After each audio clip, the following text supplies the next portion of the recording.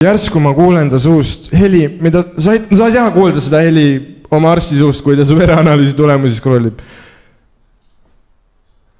Oi. Oi. Mida? No, noore mehe kohta sinu eesnäärme näitaja natukene kõrge. Mul see, mida see tähendab? Võta püksid maha. Ja vaata, ma arvasin, et ma tean, kaua eesnäärme test aega võtab. Ma olen erinevaid dokke näinud. Ma mõtlen nagu TikTokke, aga ikkagi ma arvasin, et sa oled kuidagi nagu niimoodi, ta teeb nagu vulump ja tehtud. Aga ei, ma pidin minema nagu laua peale nagu täiesti koera poosi, nagu mitte nagu kirjutuslaua peale, aga see arstilaud, tead see kilene on ju, ma olin nagu seal ja nüüd ütles ka mulle veidraid asju nagu pane selg nagu kassil ja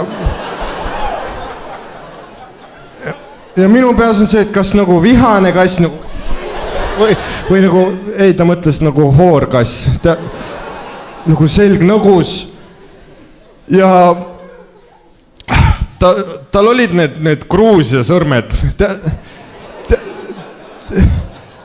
Tead need Max ja Moritz Lambasule vorstid, see oli ta nagu, ta oli seal nagu kaua ja jõuliselt, ta nagu surub niimoodi, et küsib ka, kas sa tunned praegu ebamugavust ja ma tunnen väga palju ebamugavust, sest et suht mõnus oli. Vaat see oligi veider, et nagu ma sain teada, et mul ei ole vähki, aga ma olen pede, vaat see oli nagu, see tegi nagu keeruliseks selle. Ja siis kui ta oli lõpetanud, ta nagu tõmbab välja ja käsi südamel. See on sõna-sõnalt, kuidas ta mulle diagnoosi andis. Vähki sul ei ole, aga mu süda peksab on ju. Sinu anus on natukene kohevil. Ta ütles kohevil, nagu orava saba. Ma nagu, mida see tähendab? No, tähendab, paneb praegu uue aja. Kuu pärast tuled tagasi, teeme jälle nii, ta tegi nii, teeme jälle nii. Ja kui kuu aja pärast sinu anus